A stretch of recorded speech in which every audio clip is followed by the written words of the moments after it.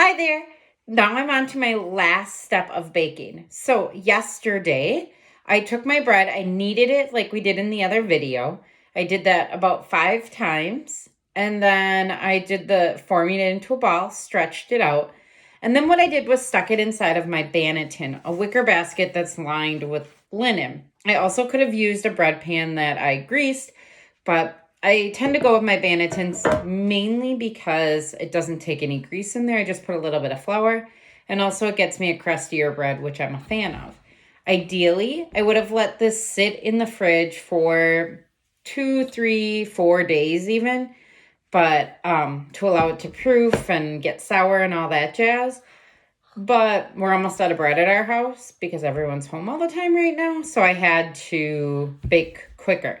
I get done, I put it in this basket, and what I do is stick it inside of a plastic bag.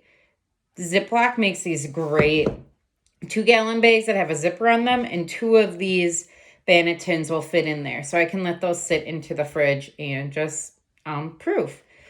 What I'm going to do now is about an hour and a half ago, I preheated my oven up to 440 degrees, and I took my bread out of the fridge. And I just let it sit on the counter and come up to room temperature. I'm going to grab that pizza stone out of my oven. It's been very well loved. And is hot, hot, hot, hot. I'm going to take that, set it on top of that trivet that I had there. And then I'm going to take a little bit of cornmeal and sprinkle that on top. It's amazing how good this smells as soon as it heats up on top of that pizza stone. And that's just there to help the bread not stick. Now, because it's in my banneton, I'm going to take this, dump it out onto that pizza stone.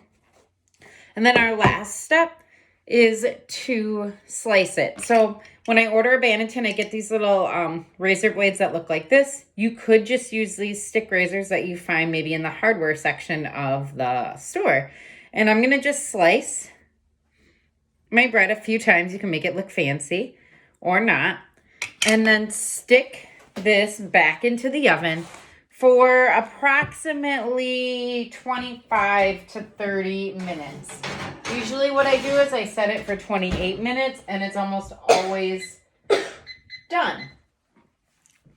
Also, if I would have done it in this bread pan, I would have just left my bread in the bread pan, stuck that into the oven. But same steps. Preheat the oven to 440, take the bread out, let it come up to room temperature for about an hour and a half, 2 hours, hour, ideally more than an hour. If you're not into crusty bread, if you want more of a sandwichy loaf, you can cover this with aluminum foil and bake it for 20 minutes with the aluminum foil on top, and then remove the aluminum foil at the end to crisp up that top. Or you can do something that's going to get you that more crusty bread like I did with the pizza stone and banneton. I started here and then decided I wanted to get fancy and picked up bannetons as I became more of a baker.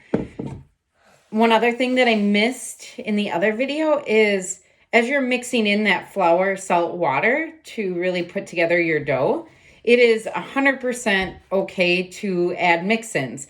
So I like to do some Parmesan cheese and rosemary sometimes, or maybe cinnamon and sugar to make more of a breakfasty loaf. It's up to you what you want to do with that. It's kind of, the world is your oyster here. You can play with that basic set.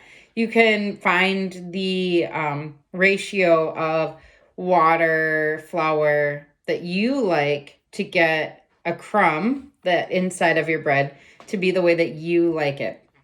Definitely know that sometimes when you start off, your bread maybe is a little dense because you're still learning. So be patient, try a number of loaves before you think that you're not good at it, because I promise you will grow as you bake. I hope that you enjoy, and happy baking.